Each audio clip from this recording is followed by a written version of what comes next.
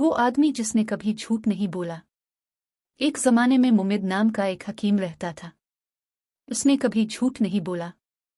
मुल्क के तमाम लोग, यहाँ तक कि वो लोग जो 20 दिन के फासले पर रहते थे, इसके बारे में जानते थे। बादशाह ने मुमिद के बारे में सुना और अपनी रियाया को हुक्म दिया कि उसे महल में ले आएं। इसने अक्लमंद की तरफ देखा और पूछा, मामू, क्या ये सच है कि तुमने कभी झूठ नहीं बोला? ये सच है, और तुम अपनी जिंदगी में कभी झूठ नहीं बोलोगे। मुझे इसके बारे में यकीन है। ठीक है, सच बोलो, लेकिन होशियार रहो। झूठ चालाक होता है और आसानी से जुबान पर आ जाता है। कई दिन गुजर गए और बादशाह ने एक बार फिर मुमिद को बुलाया। एक बड़ा हुजूम था। बादशाह शिकार पर जाने वाला था। बादशाह ने अपने घोड़े को ईयल से पकड़ रखा था। इसका बायां पांव पहले ही रिकाब पर था। इसने मुमिद को हुक्म दिया, मेरे समर पैलेस में जाओ और मलिका से कहो कि मैं दोपहर के खाने पर उसके साथ रहूंगी।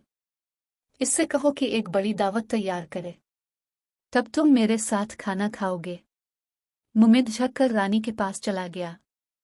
तब बादशाह ने हंसते हुए कहा, हम शिकार पर नहीं जाएंगे और अब मुमिद मलिका से झूठ बोलेगा, कल हम उसकी तरफ से हंसेंगे। लेकिन अक्लमंद मुमिद महल में गया और कहा, शायद आपको कल दोपहर के खाने के लिए एक बड़ी दावत तैयार करनी चाहिए, और शायद आपको नहीं करना चाहिए। शायद बादशाह दोपहर तक आ जाए, और शायद वो नहीं आएगा। बताओ, वो आएगा या नहीं? मलिका ने पूछा।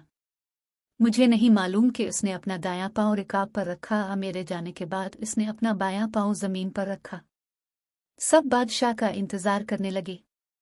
अगले दिन वो आया और मलिका से कहा, अक्लमंद मुमिद जो कभी झूठ नहीं बोलता, कल तुमसे झूठ बोला था।